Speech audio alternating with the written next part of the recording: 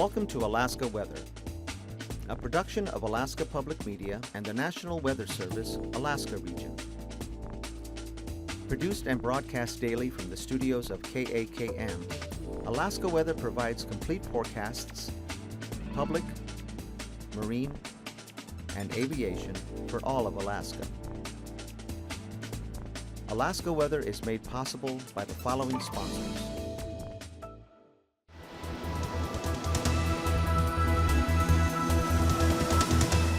The National Weather Service.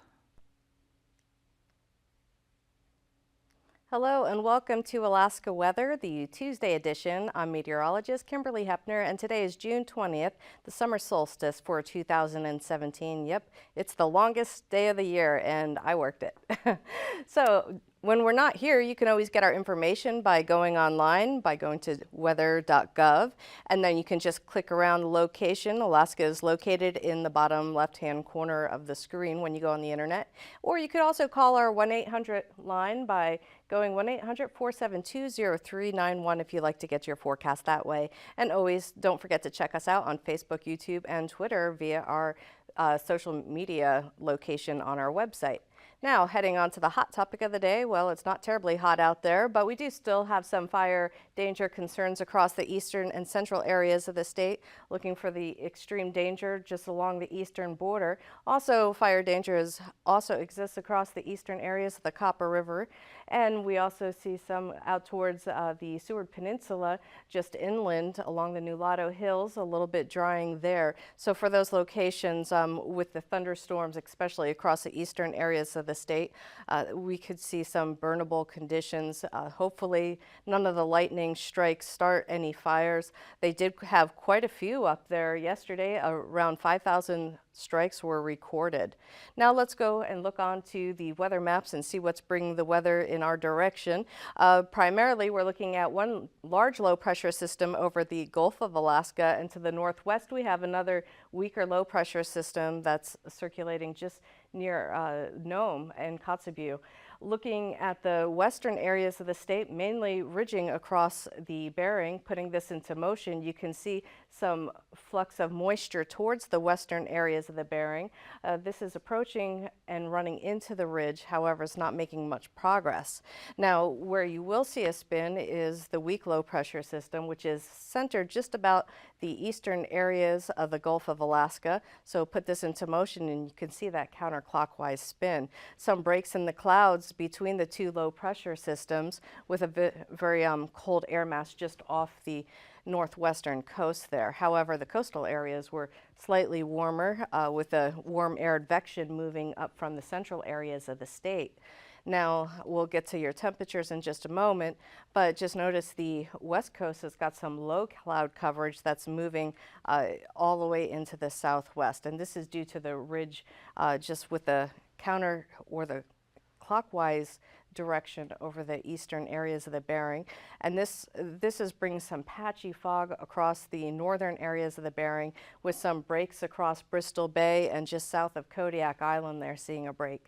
And there's also some breaks around this low pressure system as it's beginning to weaken in place, and the boundaries have just pushed all the way across the Susitna Valley and is pretty much lodged right up against the western Alaska Range to the Aleutian Range this afternoon. Now, we have seen some thunderstorm activity already just north and east of Fairbanks up to the Brooks Range. A fair amount of activity, thunderstorm activity, is actually occurring all the way up to the northeastern Beaufort Seacoast. So the low pressure here just off the southeast, there's a little bit of a break of rain this afternoon, but we did see quite a bit of rain fall across the southeast. They had the highest totals with ranges between 1 to 2 inches. 1.74 inches was actually recorded at the forecast office in Juneau. And across the south central areas of the state, they had on average about a 1/4 inch of rain. And the highest areas were actually along Eureka in the Copper River, and then we had Soldotna reaching over 1/2 inch by this afternoon. Mainly across the Fairbanks area, 1/10 of an inch, except the higher elevations seeing between 1/4 and 1/2 inch of rain. Fairbanks by this afternoon had just 0.07 recorded. So as we head into your evening hours, expect that shower activity across the Fairbanks area in east and north all the way up through the Brooks Range to continue. An upper level wave will help initiate showers all across the northwestern coast as well, but with a very cold air mass just at the surface, they'll probably see a little bit more patchier fog across the coastal areas on back towards where the ridging is actually nudging into the west coast there. So patchy fog conditions will extend not only across the northern areas of the Bering, but up through the Bering Strait and the coastal areas of the state. Now, the low pressure system out in the Gulf will just kind of spin with a new low center forming just southeast of Kodiak Island. And this is basically going to bring another wave just off of the coast tonight. So maybe some light shower activity, nothing really heavy at this point as this low pressure system is weakening. Now, we will see some thunderstorms possible this evening across the western Alaska Range. However, most of the activity is going to be confined north and west of Fairbanks.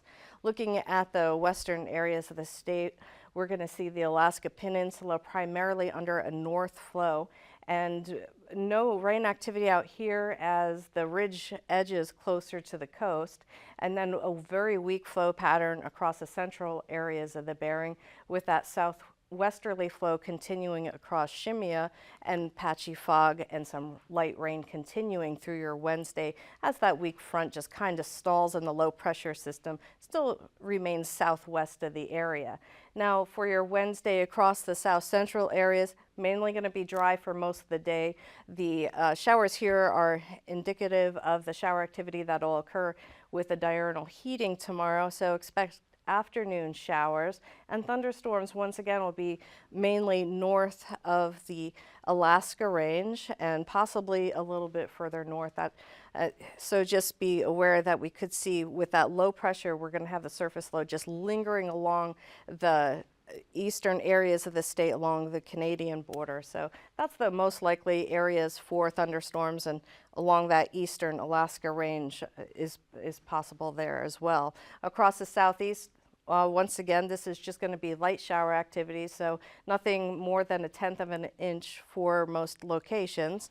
And then across the northern tier of the state, drying conditions as the upper low that was driving the front across the northwest today is going to be lifting to the north. So we'll see some light shower activity as that system lifts north, but there's no organized low pressure system at the surf, just a trough across the areas of the Brooks Range. Across the western areas of the state is going to be primarily dry with some breaks in between the clouds from the Kuskokwim Delta back down towards the Alaska Peninsula, where they'll see those wind speeds lightening up as a low pressure system kind of shifts around the Gulf and weakens. Now for your Thursday forecast, we'll see the driest day yet this week across the state as high pressure is going to begin to build across the Gulf of Alaska. So a shift in pressure systems there as high pressure builds across both the eastern areas of the Bering and the entire Gulf, building back up into the southern areas of the state. Now, other than a few afternoon shower activity, mainly going to stay dry on Thursday and slight warming of temperatures approaching into the mid-60s across the southern areas of the state and the southeast, with slightly warmer temperatures across the interior. And actually, the northern areas of the state are going to be fairly dry on Thursday. That low pressure system aloft is going to be lifting to the north. Now low pressure is going to be tracking just to the south of the Gulf, and that system looks like it's going to stay in a southeasterly direction, so that shouldn't affect the area. The next system to watch is low pressure coming out from the North Pacific, but that's going to take a while for it to have any kind of movement. We'll show that on the jet stream map in just a few slides. And then across the Bering, there's that ridge at 1031 building into the eastern waters there. Now, other than upper level disturbance that rides ahead of the ridge, shower activity is going to be quite scarce even across the Bering. Now, temperatures for today, they had hit their high temperatures actually during the early morning hours, with temperatures primarily in the afternoon. So today at 4 p.m., as noted at the top of the map here, temperatures were primarily in the mid-50s across the south areas of the state with slightly warmer temperatures where they were clearing out across Bristol Bay in the mid-60s.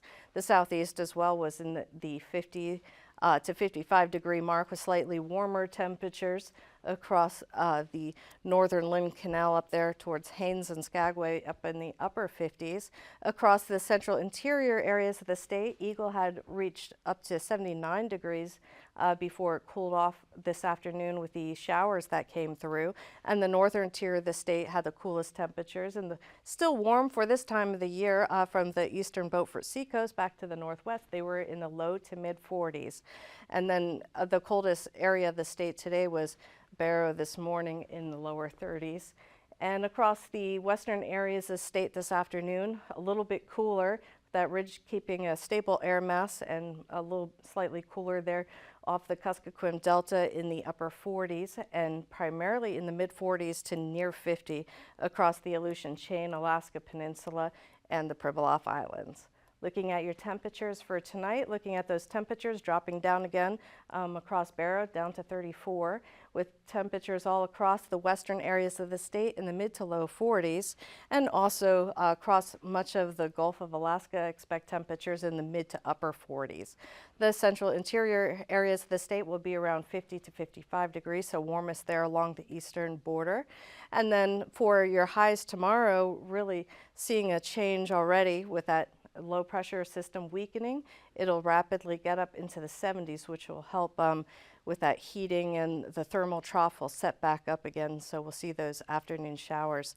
So across the southern tier of the state, slightly warmer temperatures tomorrow, between 60 and 65 degrees, even along the Kenai, and the northern tier of the state once again will be up there in the mid 40s to near 50 degrees even across from Barrow down to Point Lay.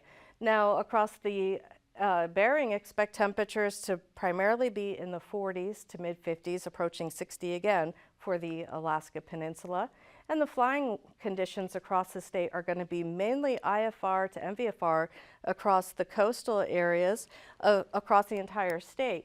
We'll see some VFR conditions across the interior, but we're expecting afternoon conditions to improve with some thunderstorms for the eastern areas of the state once again, pretty much in the same locations. And here's that MVFR condition just being confined to the coast, so the earlier MVFR across the mountains to the south will improve later in the day, and we'll see the Bering stay down in IFR to MVFR for the rest of the day.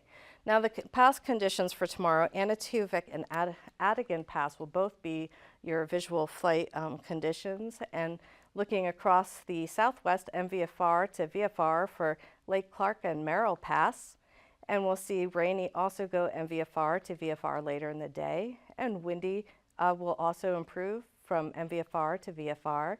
And we'll also see Isabel go from MVFR to VFR. And we'll see Mentasta clear from MVFR to VFR. So overall, a good day going to VFR for most of these conditions across the south, including Portage, and Chilkoot and White Pass is expected to be a VFR. Now the freezing levels for tomorrow, the surface freezing level is off to the north by the morning hours, and we'll see the upper levels between 6,000 to 8,000 feet across the state and also across the Bering.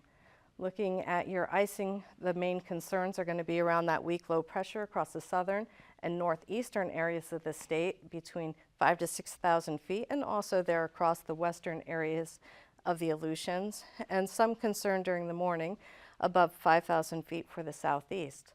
Looking at your jet stream for tomorrow, here's the flow pattern from the weak polar jet in the north at 50 knots, and then we have the subtropical jet stream that is weaker across the Bering with a bit of a flow increasing to 130 knots there across the just southeast of the Gulf of Alaska.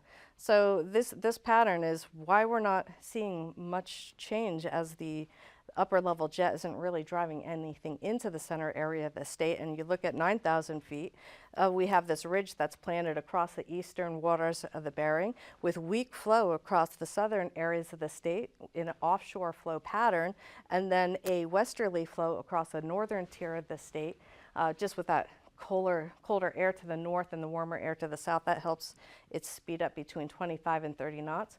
But we do have a little bit of a speed max there between 15 to 40 knots across the western Aleutians, and that's with that system that's coming up from the subtropics. Now, here's the 3,000-foot level with a ridge at the center of the eastern bearing, and that is going to be a really light flow across much of the state except there to the north, looking at 30 knots out of the southwest, and weak onshore flow returning for the southeast location. So the turbulence tomorrow confined to the northwest and out towards the western Aleutians, with thunderstorms possible there along the eastern border and the eastern Alaska Range. Now, in just a moment, we'll be back with your marine forecast.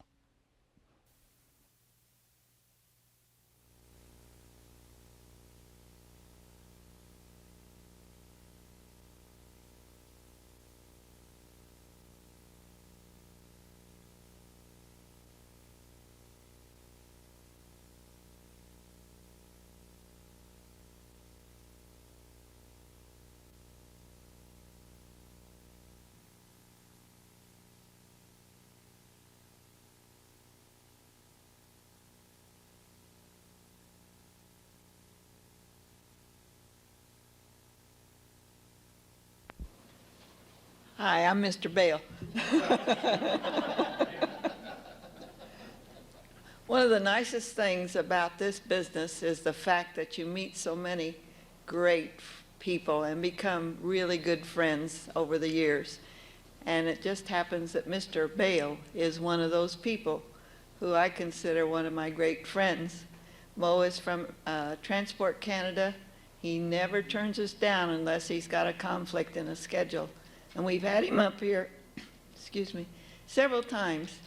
We always just enjoy him thoroughly. And with that, I'll say welcome back again, Mo. Well, thank you very much, Jenny. Very kind introduction. It does kind of set a pace that may be difficult to keep up with here, but we'll do the best that we can. It's gratifying to see so many faces in the group today. Nice for pilots to all get together and share ideas, I guess. I better get some electronic wizardry started here and remind me not to look into that light again. Wow. My name is Mo Bale. I'm what they call a regional aviation safety officer. When you work for the federal government in Canada, you get called a lot of different things, okay? Believe me. But I'm going to accept Mo, so you can just call me that if you like, and I would appreciate that. Now, the regional aviation safety officer, the region that I'm specifically tasked with developing and presenting programs such as this, is not unique, but there's a reason why I'm here, and one of those reasons is that my region borders on Alaska. It also borders on Montana, and I do similar programs for them in the lower 48. The region is bordered by the Alcan Highway, okay, so that it falls entirely within my region. That's one of the ways that it's set up geographically. So I cover all of the province of Alberta, the western half of the Northwest Territories and the Arctic, all of the Yukon Territory, and a little northeastern corner of British Columbia. They like to think of themselves as being Albertans anyway. And we do too. They're pretty good. Now the branch that I work for in Transport Canada is called the System Safety Branch. We used to be called Aviation Safety Programs, but because of some changes to the, not specific duties, but some additional requirements of our branch within, they found that the name System Safety was probably defined our duties just a little bit more accurately. The closest liaison that I have is exactly with Joel Wilcox with safety programs with the FAA. That's a very close comparison. The mission that I have is similar as well, and it's a mission that's probably shared by most pilots, actually, whether you think of it that way or not. And it's to actively search for safety hazards and develop programs of accident prevention. I have a lot of people helping me to do that, people inside the department and people outside the department as well, the sharing of information, if you would. The presentation tonight deals with safety. It deals with judgment, primarily pilot judgment. So that's where the focus is going to be. But to begin with, I'd like to put up a definition of safety, where the responsibilities lie, if you would, that it is in fact the responsibility of the flight crew, and more specifically, and in most cases, the pilot in command. The definition here infers that there's a skill requirement, that as a skilled pilot gains experience through the years, their ability to exercise good judgment will increase. And that's true. I concentrate on judgment and the decision-making type of thing, judgment being the key element in the decision-making process, but not to the exclusion of attaining and maintaining a very high degree of skill in your chosen field, your endeavor.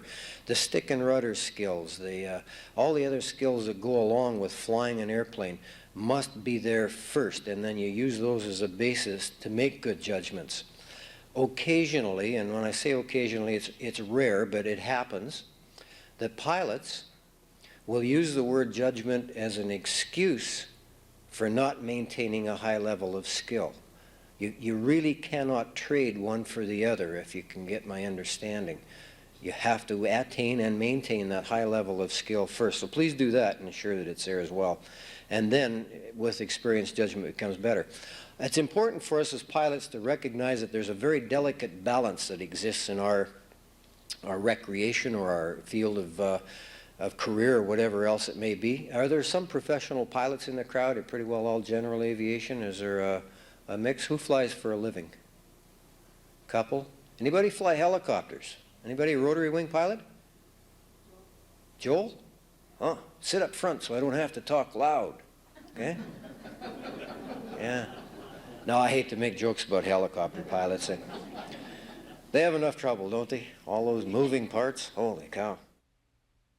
Hello and welcome back to the show. We're going to start off with the ice forecast. Currently, the ice edge is starting to break up across the Dead Horse area on over towards Barrow, so little breaks along the coastline there, and we can also see the ice beginning to erode across the Kotzebue Sound. So a little bit less ice coverage across the Chukchi Sea as well. So we're expecting to see that continuation of the sea ice continuing to retreat. So let's go on back to the southeast coast and look at your Marines for your Wednesday, looking at basically a 15 to 20 knot flow across the inner channels, a little bit weaker speeds there across the middle channels, Lynn Canal, and we'll see that southeasterly flow prevail through the day with 2 to 4 foot seas. And then across the outer waters, basically a light flow onshore, 10 to 15 knots, and seas on that day will be between 6 to 9 feet. Highest seas near the Dixon entrance. And then on Thursday, we're expecting a little bit of a wind shift in direction across the inner channels, 20 knots across the area, primarily an onshore flow there. And then the outer waters will be between 10 to 15 knots, more of a north to northwesterly direction. Now, the seas on this day will be between 4 to 6 feet across the area waters. Now let's go over to the south central areas. The waters across the Prince William Sound and the northern inlet will be rather light, around 10 knots. Actually, for much of the area, between 10 to 15 knots for your Wednesday. So good boating day with seas between 2 to 5 feet across the Gulf waters and also across the Cook Inlet down to the Shelikof Strait. On your Thursday forecast, a little bit more of a directional picking up out of the southwest direction, a little bit more westerly across the western Gulf, but primarily winds between 10 to 15 knots once again, and seas will be between 2 to 4 feet. So quieter weather after all the rain that we had. And for the Alaska Peninsula, expecting light flow there as well, 10 to 15 knots with seas between 3 to 4 feet, both Bering and Pacific side. And then the Thursday forecast, a little bit of a variable wind once again across the area as that ridge builds across the eastern Bering with seas between 2 to 4 feet, higher seas on the Pacific side.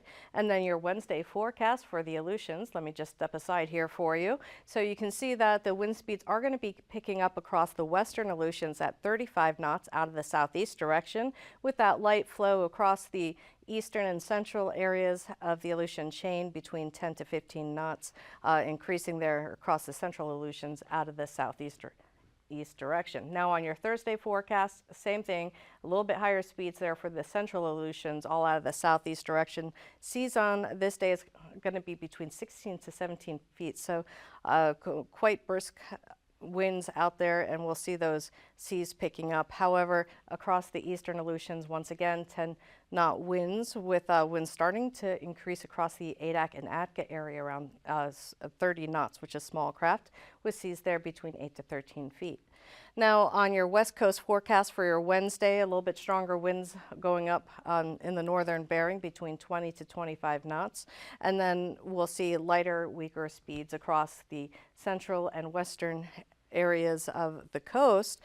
Seas on that day will be between 3 to 6 feet, the highest seas to the north. And then on your Thursday forecast, looking more at a southerly direction to the north, a westerly flow across Nunivak Island there, and then more of a northwesterly flow once you get south of Nunivak Island. However, speeds are going to be between 10 to 15 knots for most of these areas, except towards St. Lawrence Island, where it'll be a little bit higher at 25 knots, small craft advisory there. Now, the north and northwest coast, we're going to see speeds between 25 to 30 knots all across Kotzebue Sound to the Chukchi Sea, and then 10 to 15 knots across the eastern Beaufort Sea coast, much easier to say. And then we'll see on Thursday wind speeds around 30 knots for most of the northwest coast, up to 25 knots there to the north. But we're still advertising ice across the areas, as it's just a small area across the surface that is starting to break up. Now, just a review of the forecast, mainly rain across the interior areas of the state with thunderstorms across the east and north towards the Brooks Range. The southeast and south central locations will see showers continuing into your Wednesday, and then as we head into your Thursday, expect a drier forecast, warmer temperatures statewide. Thanks for staying with us, and I'll be back with you tomorrow. These forecasts are to be used for planning purposes only. Call 1-800-WX-BRIEF for a formal pre-flight briefing. Always file a flight plan before you go flying. The U.S. Coast Guard Auxiliary urges you to leave a float plan with a friend or the harbor master before you go boating. Alaska Weather is made possible by the following sponsors.